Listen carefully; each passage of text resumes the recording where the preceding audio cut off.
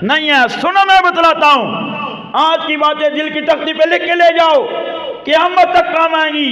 हज़रत अब्दुल कादिर जिलानी रहमतुल्लाह ताला अलैह अपने बेटे अब्दुल रज़ाक से कहती हैं, बेटा अगर तू तरीक़त के रास्ते पे चलना चाहता है तो तरीक़त के रास्ते पे चलने से पहले शरीयत का दामन थाम के रखना, तेरी तरीक़त की मंजिलें आसान होती चली जाएंगी।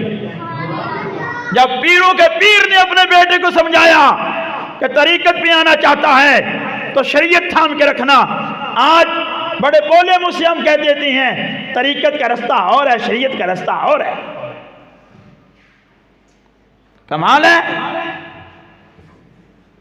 जिनके घर से तरीक़त चली उन्होंने शरीयत छोड़ी नहीं, और आज जो सासन ना आता नहीं जी बड़ा कमाल दा वली है जी, बहुत कमाल दा पहुंचा बंदा है, उन्होंने लियाओ खबीस के टोवल थले रखो। यह करामत साल ना आंदा नहीं जी, ये करामत